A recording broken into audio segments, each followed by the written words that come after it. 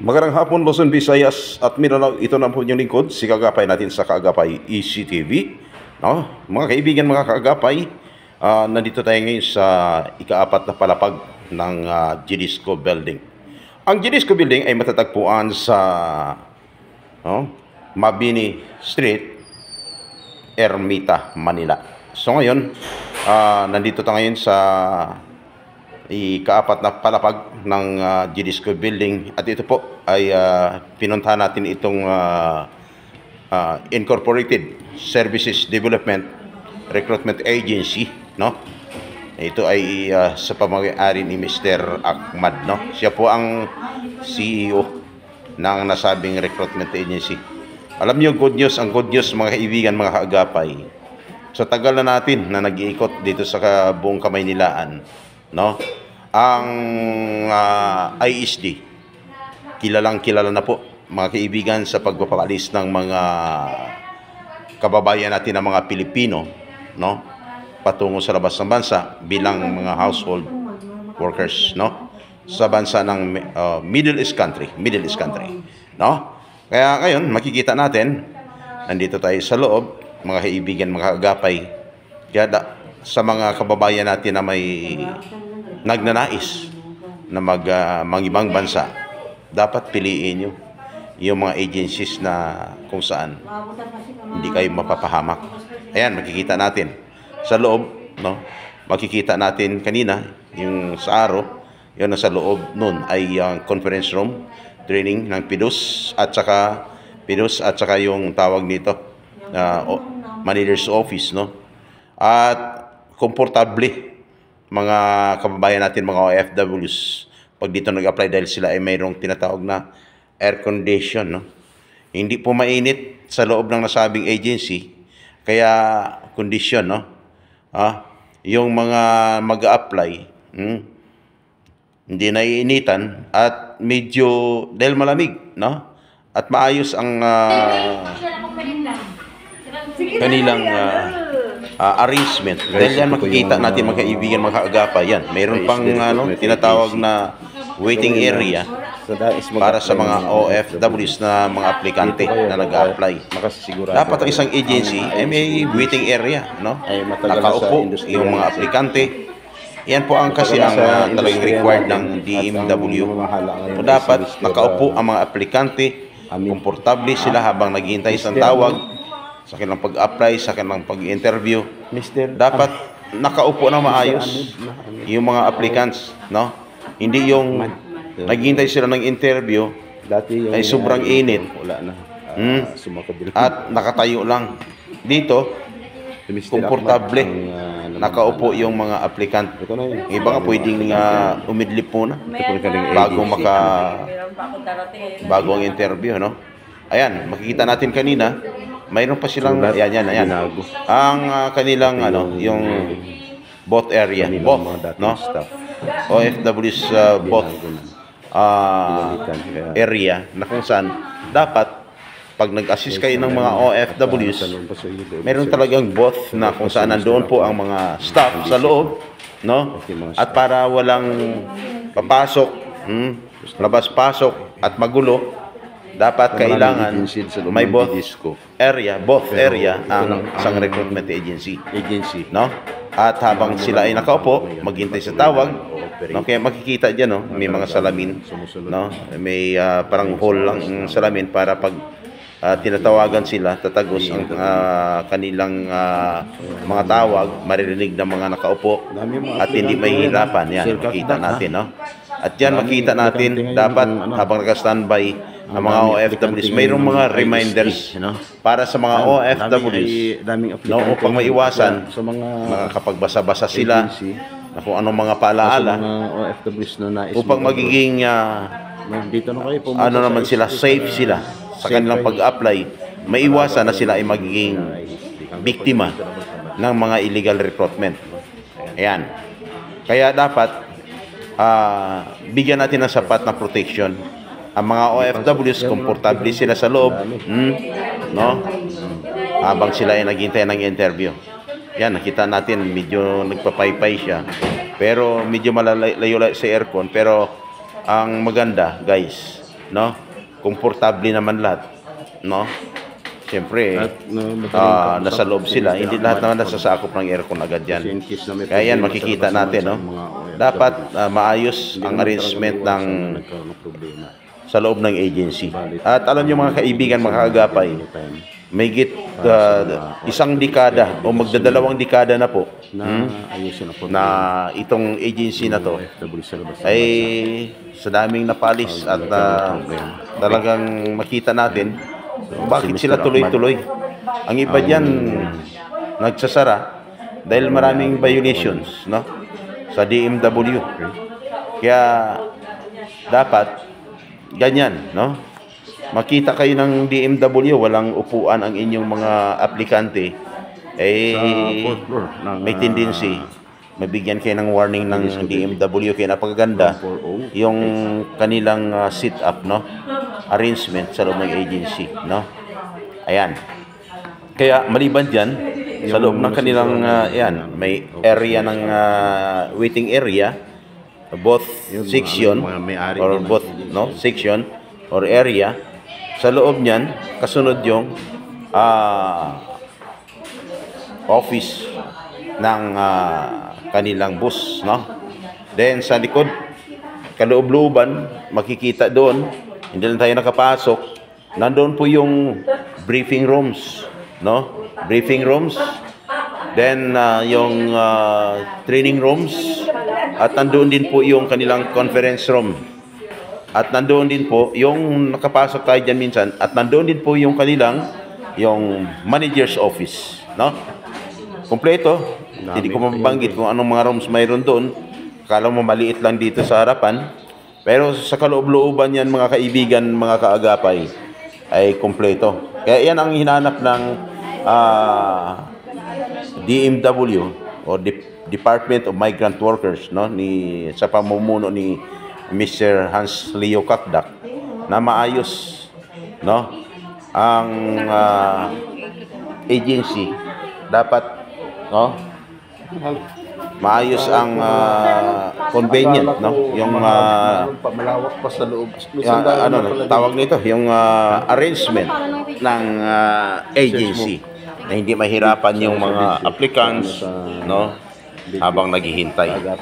Kaya lagi namin sinasabi mga kaibigan, mga kaagapay, kung kayo ay mag-apply ng isang agency o sa isang agency, hanapin nyo yung agency na komportable kayo, no, at safe kayo sa inyong pag-alis.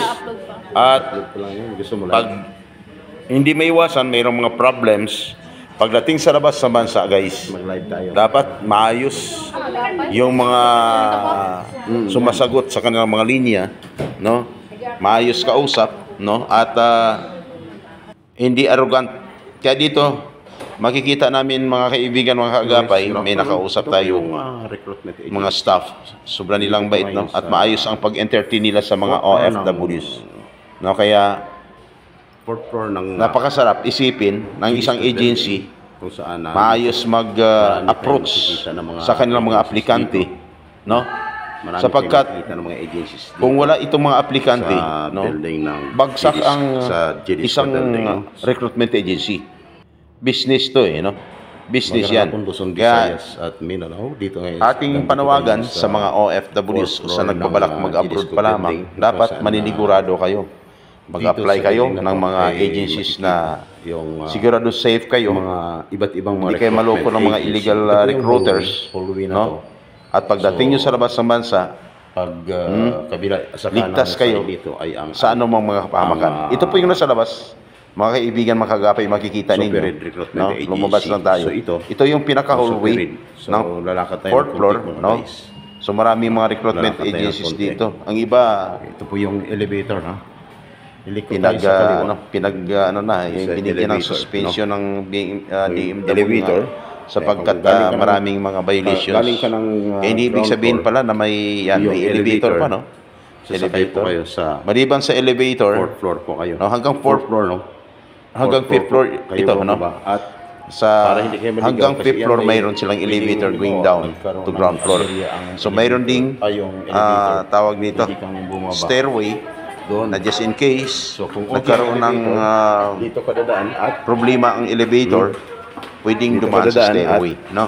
hanapin Ayan. mo yung Kaya- ISD. At saka Recruitment Agency. wala kayong makita na ISD. kung Okay. pag-alaagala na kung ano dyan. Hanapin No? natin ang ISD. Dito po ay Dito sa talagang mas maganda siya sa loob ng building. Side ko ay ang No? Ayan. Super Red. Kaya mga kaibigan, mga So, kagapay, Luzon, Visayas at Mindanao, sa mga kababayan Makikita natin ito ng ISD. na gustong Right side mag-apply po siya, guys, no? Right side. sa mga Ayan. pa-abroad, Kaya sa mga no, hanapin yung mga OFWs matitinong na nais agency. magtungo ng Alamin nyo Manila, muna kung sila ay maghanap ng agency. Hanapin nyo rehistrado, oh, ang ISD. talagang nasa room 428. updated ang kanilang license to Room operate, 428 mga guys. no, sa Dito iba DMW. kasi At wala kang siguraduhin nyo makikita na na ibang ka walang ano bad nito, records. mga extension, kundi mag-isa napakahirap lamang ang yung mga ISD, OF, no? mga agencies na may bad isa records. lamang ISD. No? Eh, At, baka mamaya pa iba-iba yung management. Ito actually, Dito po, papasok sa loob. nagbago na rin Dito. ang management nito Room minsan. 4, Pero ayaw siguro ng talagang room 428. Ah, So ngayon, sa loob may-ari na talagang so binago nila Sa at loob. saka panibago mga staff diyan, mga staffs, no, 428. o mga bago pero mababait din kausap, Okay. no, dapat yan ang Pag iwasan binuksan ng mo ang agency, pintuan, yung siyempre, mga arrogant kausap. ikutin mo. Kasi paano kung ang OFW sa labas ng bansa nagka-problema na nga pag tumawag sa agency, mga arrogant pa yung mga staff, so hindi maganda. So mas lalong mapahamak, Kikiusap po Oh. si Mr. Akmas. mas lalong ma-distress yung mga Sana daw po. kababayan natin na mga OFW sa labas ng bansa. Kaya dito sa agency na to, mga kaibigan, subok na natin, no? At iba po nakausap siya natin kasi sa dito ibang minsan agency, yung iba-ibang room. kanilang Dito boss, po, wala no? po kayong Si Mr. Ahmad, room, kundi medyo mag-isa talagang lamang po nakita ito. ko, Ang purpose hindi lang na paminsan-minsan, maiwasan lagi akong nag-iikot natin, kasi, iba-ibang no? room. Baka At mamaya, iba maayos ang kausap, nakapwesto doon. mabait, no? Iba naman ang makakausap nyo. Pugi. Dito lang iba, ito lang yung ano nila Pugi. pinaka-boss. Sobrang bait kausap at Guys, madaling kausap. Pag may yung problema, pinaka-boss, basta iparating mo lang sa kanila. Nakaupo dyan ang mga No? staff nila. Talagang inaasikaso At nila syempre, agad, no? Kaya Mayroon silang sa mga OFWs para sa mga na nais mag-abroad, pag pumunta kayo ng Manila, so marami naman mga agencies na kaya lang ito, nang mag-apply. Yan. nag-observe lang ako, siyempre, ang daming mga may problema sa labas ng bansa, Ayan po. umaaksyon tayo, no? Yan, umaaksyon baka sabihin nyo, Dito, hanggang vlog-vlog lang tayo, umaaksyon tayo sa may mga problema, pag sila ay nag no? Luzon, Visayas at Mindanao, maging sa labas ng bansa, mga distress OFWs na ipinaparating sa atin, mga minamaltrato ng kanilang mga employers, no? Umaaksyon po ang kaagapay CCTV. Kaya dito, nakita natin, yan ang CEO office, no? Kita nyo? Yan. CEO office, yan, makita nyo. Kita nyo, ang iba talagang papasok tayo sa nakasarado lagi. Naka-close lagi. Doon sa Yan loob. yung isa, yan. Papasok doon sa opisina loob ni naman Mr. yung mga kanilang training rooms. Yung may pinasukan ng isa, no? Yan. Training Yan sa rooms, loob. PIDOS, kasi in-house office ni ang kanilang Mr. PIDOS. Ahmad. Yan naman ang opisina ng CEO, no? Na si Mr. Ahmad. Dapat ang agency, Ayan, mga kanilang mga kaibigan, staff, mga kaagapay, no? ay mayroong booth. Kita nyo, No? Mayroong booth Hindi para magulo. mag-assist sa mga OFWs. kaya maayos, Yan komportable ang boss. ang pagtanggap nila sa mga Mayroong boss ng kanilang na mga mag-assist ang mga aplikante. staff Hindi sa mga magulo, no? Aplikante. Yan po. Yan, makikita nyo, Yan ang okay? hinahanap ng Maayos ang kanilang arrangement, no? DMW. Sa kanilang agency. Hindi Yan, nakaupo yung yung mga daming opisina. OFWs, mga aplikante, Opisina. naghihintay iba't ibang sa room. tawag, no? Pero Ganun dapat, walang no? mga Yan. upuan para Kanilang mga komportable. upuan, matitibay pa, hindi katulad ng iba, mga chairs lang ng mga PVC. Yan talagang yan, Parang matitibay ang simple kanilang lang. upuan, parang bangko, di ba? Pero Ayan, komportable Okay. yung mga nakaupo ng mga OFWs. So, yan. Okay? Tingnan nyo na. Tingnan nyo na, no. At Yan. syempre, dapat may mga Okay. reminders, mga paalala. Kaya, yan, makita nyo, mga reminders yan Tulad niya. to avoid being a Mayroong mga victim of illegal reminders. recruiters. Ang purpose Yan, niya nakalagay yan ang 10 na yung mga kababayan natin ng mga OFWs, utos, no? habang 10 sila ay utos. nakaupo, Para sa mga Habang OFW. sila ay nakaupo Yan, mga dyan. reminders. No? manood sila dyan. Yan, Yan. medyo, lang, Yan, yan, oh. malayo lang. At saka, yan, Magkita nila yung mga paalaala. Dapat merong ganyan para magiging aware ang mga kababayan natin na mga mag-a-apply pa lamang, mga OFWs. Dapat meron kayong ganyan. 10 reminders, oh. 10 reminders. Ayan, yan. Hindi ko lang pasok yung kalooban nila kasi nga busy. Daming mga training doon sa loob, no? May nagti-training sa loob, no? At syempre, welcome naman tayo anytime. O kaya, maka-open yung office ni Mr. Ahmad, yung kanilang CEO, no? Yan. Actually, yan. Okay? Yan ang nasa Sa loob yan, dulo yan, no? Training rooms. Sa loob yan. Complete yun sa loob. Yan. At saka hindi sila, mahigpit. Pag oras na magtanong, ang may mga katanungan yung mga OFWs ay pinapaliwanag nila. Maliban dyan, Yung mga staffs ulitin dyan, ko. mabait. Yung kanilang manager na si Ma'am Jane, no? Manager nila si Ma'am Jane. Ahmad. Small lang siya, maliit lang, pero small but terrible, ha. Maayos mag-approach ng mga OFW. Ang sarap, ang gaan ng kalooban mo pagkausap mo yung ganyan mga tao dyan. Yung No? mga OFWs, Hindi katulad ng iba, akala mo yung komportable. akala mo yung Kaya mga kaibigan, mga hagapay, sa kulungan, na pag lagi namin sinasabi, nagtanong ka, sobrang higpit, no? naghanap kayo ng isang... Pero dyan, hindi maayos yung, yung parang arrogant ang dating. Pero dyan maayos, maingat. no? Kailangan lang naman. Kaya ng mga staff. Dapat mga OFWs, pag in-assist ng mga agencies, dapat maayos kayo kausap. Hindi yung parang mga investigador kayo, no?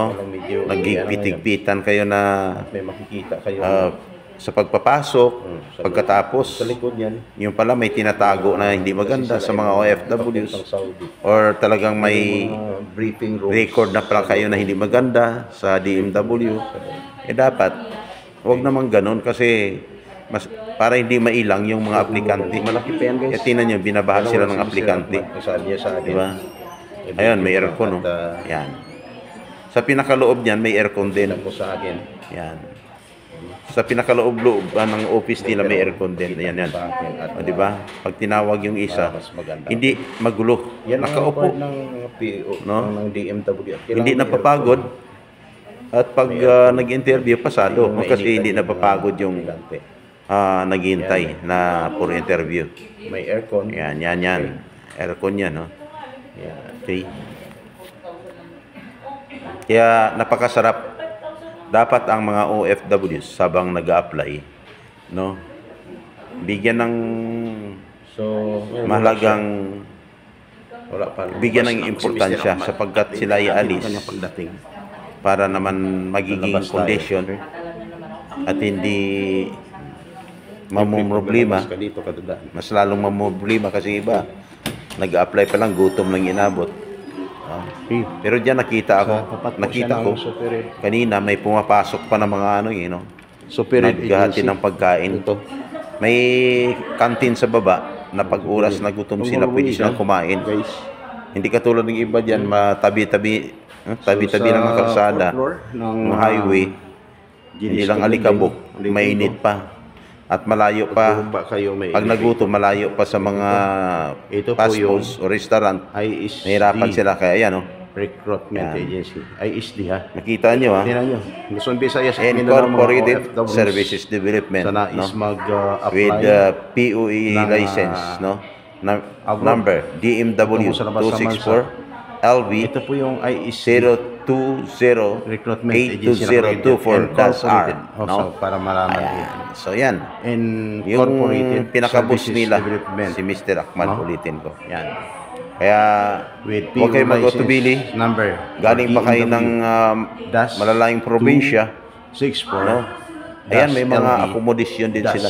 May accommodation din yung 0208-2024 tawag ito, yung Incorporated Services Development Agency, no? May mga accommodation din sila. 428. Yan ang tandaan nyo, ROM 428, ha? ISD. Thank you guys. ROM And God bless. 428. Bye-bye. Okay? At Meron pang ano ang building ISD, no? ay Gidisco, no? Gidisco Merong Building. extension.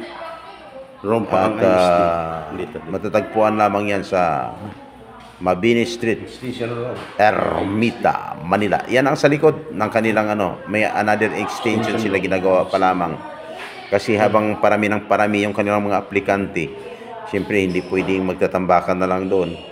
So kung ano pang dapat nila gawin, so para may mapasukan yung mga aplikante o mga training rooms kung extension para hindi sila mahirapan magsisiksikan. So mayroon.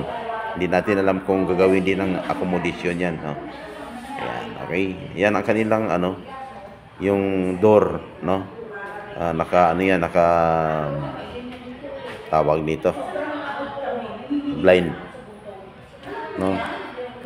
Ayan. Ayan. Ang ganda. Okay. Parang simple lang pero pagpasok mo sa loob, guys, hindi sasakit ang ulo mo at hindi ka mapapagod dahil may sarili kang upuan, maghintay, no, sa tawag. Order ng Kasi boss, ang interview hindi naman madali, no? Hindi madali ang interview yung bawat isa. Ay kung marami, kung halimbawa sabihin natin na sa 50 sila ang interview araw-araw ay medyo mahirap yan. So, gutom na, sobrang galaw sakit ang ulo, wala pang upuan. Kaya dapat mayroong maayos ang pag-accommodate sa kanila. Nakaupo sila at magpapahinga para fresh ang kanilang mind bago ang interview. So, siyempre, pasado. Okay? Ayan. Panoorin nyo na lang. At mamaya-maya, ako'y aalis na rin kasi medyo gabi na. No? Gabi na, may pupuntahan ba tayo? Ang dami pa nating asikasuhin. Malayo pang inuwihan natin. Kaya yan, tandaan nyo na lang, no? Ang kulay ng kanilang office, mayroong parang kulay blue at white. Nakapaskil lang sa labas, no? Ayan. Nakapaskil naman sa labas ang pangalan ng agency. Yan ang kanilang manager, si Ma'am Jen. Maliliit lang ang kanilang mga staff, oh. Pero maasikaso at maayos kausap, no? Siyempre, kung mabait ang kanilang boss, mabait din ang mga staff, no? Mabait pero mahigpit yun, ha? Nag-observe lang ako minsan, no? Nasa labas lang kasi. Nasa labas lang. Kaya ako'y nagpapaalam naman. Ang sa atin lamang po, mga kaibigan, mga kagapay, para pagpunta nyo ng Manila, kung kayo ay may planong mag-abroad, nagbabalak na mag-abroad, ulitin ko, hanapin yung agency na kailangan safe kayo, protektado kayo, hindi lang sa Manila pa lamang hanggang pagdating sa labas ng bansa, na just in case of emergency, no, pag tinawagan nyo, hindi kayo mahirapan at hindi kayo mahirapang kumontak, humingi ng assistance, no, at maayos ang kausap, at syempre ang purpose, hindi kayo mas lalong mapahamak, no? Kasi kung hindi maayos kausap yung sa loob ng agency, so mas lalong mahirapan yung kababayan natin ng mga OFWs.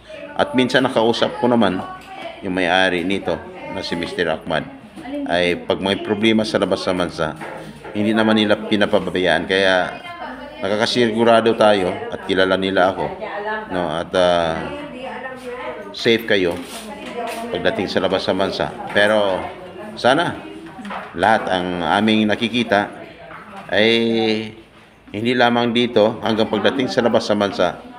Sana maging maayos naman ang mga sitwasyon ng kababayan natin ng mga OFWs, no?